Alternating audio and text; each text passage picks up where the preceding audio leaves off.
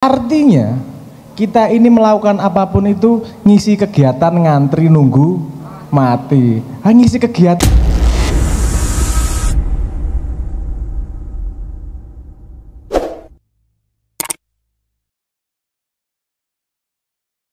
Nggak ada pertanyaan, mungkin nanti sambil panjenengan mikir-mikir opo una-una mbak takut nang aku pernah Mas Abrang.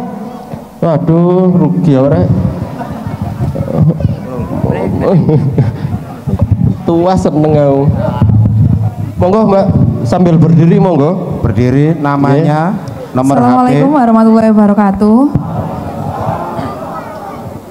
Nama saya Novia Ayu, asal dari Mendit. Saya mau bertanya, Mas Sabrang, bagaimana caranya kita yang seperti ini, maksudnya itu yang kayak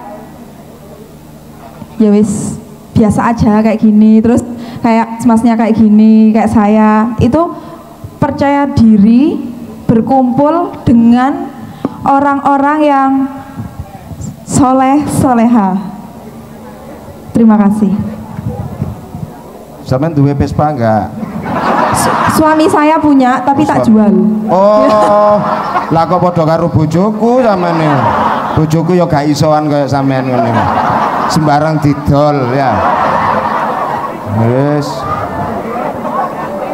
Soleh-soliha nggih. Monggo. Ya wis, niki Gus Takim napa Mas Abrang yang jawab niki? Oh, Mas Abrang, monggo. Monggo Mas. Oh, oke. Ini kalau usulan saya ya, ini selalu usulan karena saya hanya menunjukkan satu sudut pandang yang saya pahami. Jadi gini, kalau kumpul sama orang, kenapa kemudian ukurannya pantas atau tidak pantas? Itu yang menghasilkan tidak percaya diri atau minder itu tadi. Karena awal berpikirnya adalah aku pantas apa ora sih gitu. Menurut saya jangan berangkatnya jangan di situ. Kalau dengan orang itu hanya ada dua, ngobrol dengan orang atau berdiskusi atau kumpul dan seterusnya, itu kemungkinannya hanya ada dua. Dia tahu sesuatu yang kita tidak tahu, atau kita tahu sesuatu yang dia tidak tahu. Kalau dia tahu sesuatu yang kita tidak tahu, kumpul belajar dengan orang soleh, kumpul dengan soleh-solihah dan segala macam itu tadi yang seperti jenengan bilang, Anda kan sudah bikin kelompok itu, ya kumpul-kumpul aja. Mereka ngomong nggak paham kan justru, kalau Anda nggak paham justru belajar. Nanti mereka juga mendapatkan sesuatu yang dari sudut pandang yang jenengan miliki. Jadi kaya seduluran, bagi aku duwe tempe, jenengan duwe sego, yang satu punya sayur, bareng-bareng kumpul kita bisa makan bareng lebih lengkap. Jadi kita naluri awal ukur-ukuran tuh agak nggak setuju saya. Anda punya anak terus nanya anak temennya, udah bisa ngapa?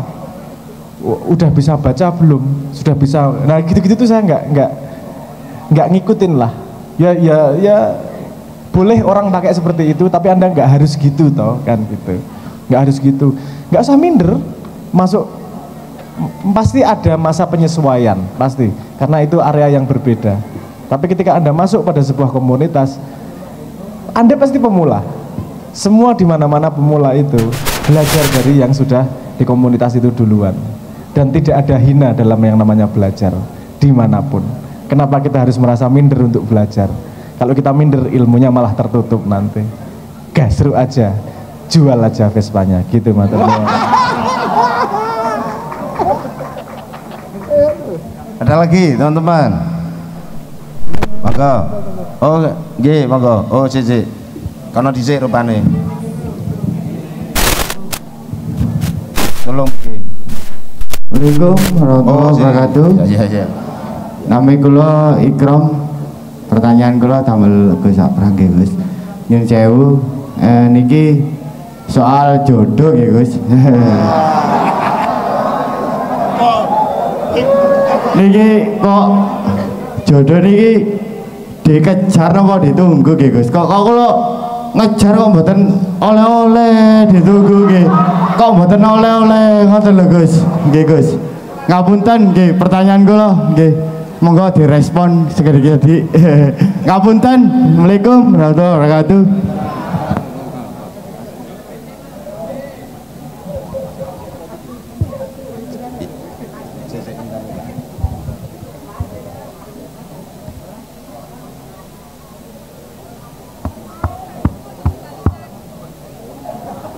Halo, sampean cekel kok mati, Cak. Sampean nurupno sih. Kayak kuntek kan. Wah, ya. Murup. Nah, iku. Sampun mikir rada mboten enten kabeli mboten biasa kula. Nggih, pertanyaan maksudnya dumateng Gus Sabrang kali Gus Boyong nggih menisan niki. Sing napa jenenge niku?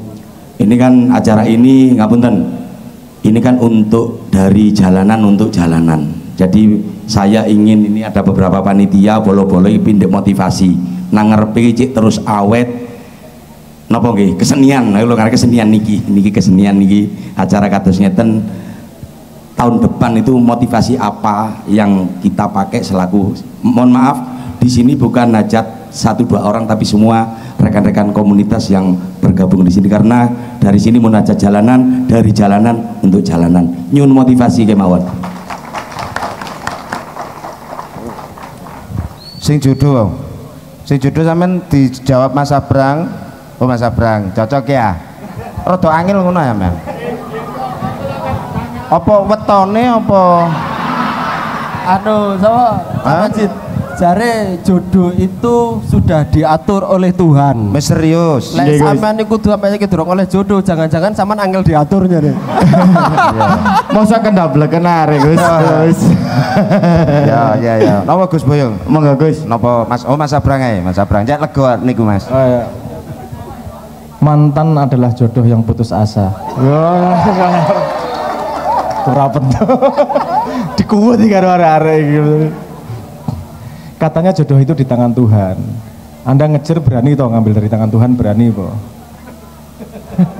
Berani ya? Sini tak rebut Tuhan. Saya paham maksudnya, tapi jadi gini, menurut saya, usulan saya, lagi-lagi usulan saya belum tentu sangat akurat juga, karena saya pengalaman terhadap jodoh itu juga baru sekali, belum 2 kali atau 3 kali gitu. Jodoh ya ora wani. Jodoh pertama baru dikaplok raine, nek arep golek jodoh berikutnya, jadi ya, baru sekali. Gini, biar saya ngomong gini, Anda merasa jodoh itu harus mencari keluar, padahal kan gini, kamu dilihat dan kamu juga melihat. Kalau ngomong menunggu, aku harus nunggu neng endi, neng pojokan dalan ta, nggak ngapa-ngapain juga, nggak bisa juga. Kalau mau ngejer siapa, apa dia mau atau enggak, kan belum tentu juga. Jadi nomor 1 menurut saya, perbaiki dirimu, jadi lebih baik terus menerus. Suatu saat nanti ada yang merasa kamu pantas untuk dia, kan gitu. Nanti kamu yang dikejar, bukan kamu yang ngejar, karena kamu jadi ya kualitas yang baik, kan gitu. Jadi sibuk memantaskan dirimu di hadapan, kan gini, kalau di tangan Tuhan, kalau menurut Tuhan kamu sudah pantas mendapatkan jodoh, nanti nggak usah direbut, nggak usah dikejar, dikasih, nih lo jodohmu, kan gitu. Jadi ayo pantaskan diri, gimana? Belajar agama, belajar baik sama orang, silaturahmi, jadi orang yang dikangeni. Cirinya cuma itu kok. Kamu di lingkunganmu dikangeni atau tidak? Kalau di lingkunganmu dikangeni, berarti kamu mulai berarti kamu mulai menjadi cahaya di lingkunganmu tersebut. Koncomu main gaple, njuk kowe ramelu, koncomu sip si krom ramelu. Nah, itu bahaya itu. Kalau temannya main gaple, wah si krom ki nang endi yo, ra ono krom ora gayeng ya. Ora nyenengke, nyenengke nek ana bocah kae. Itu berarti kan kamu mulai dikangeni sama orang-orang. Semakin kamu dikangeni banyak orang, semakin banyak yang ngejer kamu nanti. Jadi ayo memperbaiki diri, memantaskan diri, nanti jodohmu datang sendiri. Amin. Amin. Oke, muga-muga akeh sing nguber-nguber awakmu ya. 1 utang, nomor 2 kiri tangga ya. Sip, mantap, sip. Ah niki Gus Boyong niki. Mas niko kedepannya kira-kira apa sarannya? Apa acara ngene iki? Apa diakan di lapangan? Nggih ngoten ah. Apa di pinggir segara? Apa di ngoten nggih? Sing lebih anu meneh tahun ngarep nggih. Kira-kira ngeten niki ben taun seneng ta mboten? Benulan? Bendino? Vespa ono piro kira-kira lek? Kira-kira lek dirombengno benulan iki. Pumpung comboran saya buka ya. Gus Boyong monggo anu Mas, dirapun Gus monggo Gus. Matur nuwun. Saya rasa kita memandang ini adalah sebagai suatu media yang baik sekali dan manfaatnya tadi sudah langsung sebagai jawaban dari pertanyaan Mbak yang tadi menanyakan tentang berkumpul dengan orang soleh dan solihah tadi itu. Kalau kita perhatikan sekarang ini berapa banyak di antara kita yang memang lintas dunia dalam tanda kutip, ada yang di jalan, ada yang pesantren. Subhanallah, mungkin ada beberapa kawan-kawan yang di jalan itu yang mungkin malu untuk masuk ke dalam pesantren karena di sana dipandang sebagai orang-orang yang soleh, orang-orang yang solehah, sebagaimana tadi problem yang disampaikan oleh Mbak tadi itu. Sekarang ada di dalam pesantren ini, yang mana mengenal juga di dalam pesantren ini ada apa, bisa dilihat dan berkumpul dengan beliau-beliau yang baik-baik, yang kita pandang sebagaimana kita ada di luar pesantren memandang umumnya orang yang ada di pesantren itu adalah orang yang soleh dan solehah. Jadi satu media yang juga sekaligus kita saksikan sekarang menjawab satu problem itu tadi. Beberapa konco-konco mau masuk pesantren gitu kok kayaknya segen gitu Gus nggih. Segen. Subhanallah saat niki kok kempal ten mriki.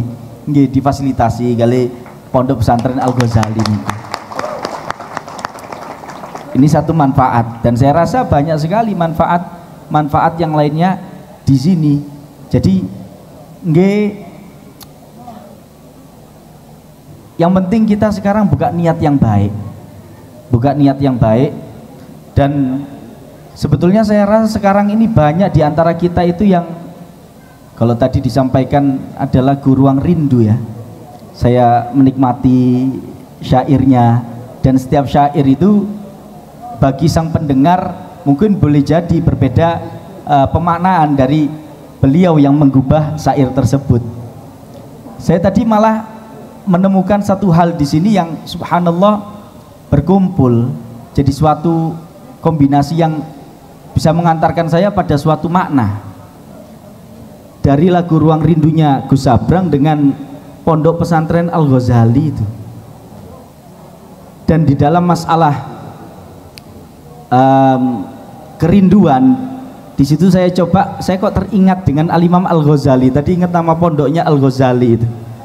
Al-Imam Al-Ghazali itu dia memaknai kata taubat di dalam kitabnya Ihya Ulumuddin, suatu kitab yang fenomenal di kalangan pesantren. Itu adalah bagaimana seseorang perjalanannya itu kemudian bisa dikatakan taubat, yang mana taubat ini adalah suatu, kalau boleh dikatakan celah ya, untuk siapapun bisa dicintai oleh Allah Subhanahu wa taala. Karena kita ini hubungannya dengan sesuatu yang repot. Allah taala ini kan sesuatu yang tidak butuh kepada apapun. Kalau hubungan dengan orang yang butuh itu gampang. Butuh sego yo kei sego yo apik nang awake dhewe. Butuh duit yo kei duit yo apik nang awake dhewe. Butuh bojo kei iku mang yo apik nang awake dhewe. Sekarang kita berhubungan dengan Allah Subhanahu wa taala, yang mana Allah itu tidak butuh kepada siapapun, tidak butuh kepada makhluknya. Kan repot ini hubungan dengan sesuatu yang seperti itu. Tapi Allah ngasih beberapa celah, yaitu celah cinta. Cintanya Allah Subhanahu wa taala berlaku untuk siapapun itu. Bahkan kita yang dulu atau sampai sekarang masih melakukan dosa-dosa, taruh kata misalkan miras, sakran dan lain sebagainya, itu ada peluang mendapatkan cinta Allah Subhanahu wa taala dari satu kata yang dinamakan taubat itu. Innallaha yuhibbut tawwabin, kan begitu kan dikatakan. Sesungguhnya Allah mencintai orang-orang yang taubat. Dan taubat itu apa? Saya melihat taubat itu ada di lagunya Ruang Rindu itu. Dari pemaknaannya Al-Imam Al-Ghazali. Kata Al-Imam Al-Ghazali, taubat itu adalah suatu makna yang tersusun dari 3 hal. Yang pertama adalah ketika seseorang tahu bahwasannya ketika dia melakukan suatu dosa dosa ini akan menjadi penghalang dirinya dengan kekasihnya. Tadi Ruang Rindu lagunya begitu, datang dan pergi, datang dan pergi. Ya kita banget, kadang kita ini ya gak dosa, meneng, gak ngelakoni dosa, ya teko, cedek, barang ngelakoni dosa, jauh lagi, datang dan pergi. Jadi ketika seseorang mengetahui bahwasannya apa yang dia lakukan ini menjadi penghalang antara dia dengan kekasih, dan kekasih di sini kalau menurut Al-Imam Al-Ghazali, berusaha saya coba kombinasikan, itu adalah Allah Subhanahu wa Ta'ala. Maka ketika itu dia akan merasakan dalam hatinya tersayat, sakit karena takut ditinggalkan oleh kekasih, takut karena ditinggalkan oleh Allah, takut karena takut ditinggalkan oleh Rasulullah Sallallahu Alaihi Wasallam. Lantas apa yang dia lakukan?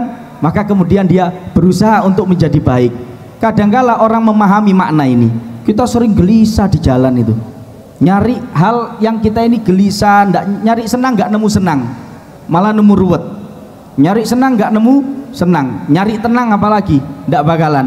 Kapan menjadi tenang? Ketika kita dekat dengan apa yang kita kasihi. Yang menjadi masalah kita paham makna ini, tapi tidak ada yang menjembatani kita dengan apa yang bisa membuat kita ini dekat dengan Tuhan, dekat dengan Allah Subhanahu wa Ta'ala. Dan kelihatannya acara demikian ini media.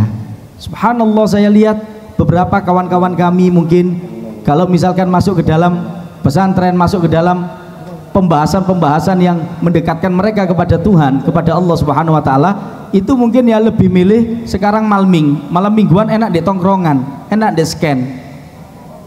Di sana itu enak, ya iso begejekan, ya ono iso klutik-klutik, kan enak. Tapi saat ini dikumpulkan di sini, berarti ini kan suatu hal yang sangat luar biasa saya rasa. Coba kita tanya berapa orang di antara kita yang tidak pernah memasuki pesantren dan sekarang kita mengenal dunia pesantren yang ada di dalam sini, dan kita disuguhi dengan banyak hal yang sangat indah di sini.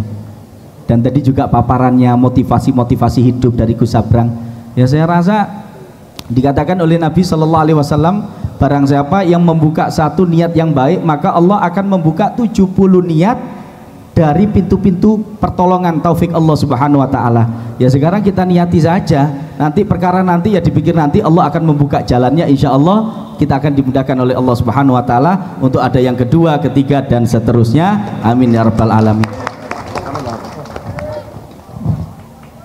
Mbak, kilo gunane kumpul karo wong pinter ki sinau ngene iki. Kan kita dapat banyak gini nih. Hal bersyukur. Motivasi Mas yo. Motivasi iki tak coron dalan motivasine wae. Gasruk ae ya. Neng urip ki kabeh kemungkinan. Ya ora? Sesuk piye wae kabeh kemungkinan. Sing pasti mung siji. Apa? Mati. Artinya kita ini melakukan apapun itu ngisi kegiatan ngantri nunggu mati. Ngisi kegiatan gawe gayeng sisan, bentahun ayo gawe. Ngisi kegiatan anyway nanti ngantri nunggu mati. Kenapa kita tidak mengisi waktu menuju mati itu dengan hal-hal yang menyenangkan, yang mempererat persaudaraan kayak gini? Susah, harus susah, harus gampang, endingnya neng mati. Kowe nggo kain kafan yo nganggo kaos kaki bolong wae ra iso kok. Nah kangelan kok. Kabeh harus sugih kaya ngopo arep piye, endinge mati. Nek ngerti endinge mati berarti di sini kita mengisi kegiatan. Kenapa tidak total mengisi kegiatan dengan hal-hal yang menyenangkan, gawe kita bahagia sambil mendekatkan kita kepada Ilahi. Wah, jos ngono wis. Sip. Oh tadi ngomong tentang tobat, saya perlu mengingatkan bahwa kalau bisa jangan tobat pada kesalahan yang sama berkali-kali. Karena kesalahanmu yang lain masih butuh tobat, masih banyak. Ya. Guyon rek dalan iki. Kowe tobat pisan cukup monggo dosamu. Ora to? Aku ngomong kok gini nih karena berkaca pada diriku sendiri. Dosaku akeh, tenan tobatku ping pira sing iki A B C D. Wis iki wis tobat kabeh. Ono cara anyar gawe salah iki tobat meneh terus-terusan. Jadi tobat itu jangan sekali, berkali-kali. Tapi pada kesalahan yang berbeda-beda gitu. Nggih, wonten. Nek salah dikeplak kula, Pak Yai. Jadi ayo membuat kesalahan yang berbeda-beda. Kudune. Malah diprovokasi ora yo. Cari Mas Abra kono. Aku delok Mbak E tadi akhirnya sadar sepedai bojoe didol. Akhirnya sadar betapa preman pawon itu berkuasa rek. Sakti-sakti nih wong nek preman pawon didol sepedai Mas. Dilungkas Cak Majid dikontrakno iku. Saampu-ampuhe jenderal, saampu-ampuhe presiden, saampu-ampu apa karo jenderal pawon kalah. Nah, Wes ta.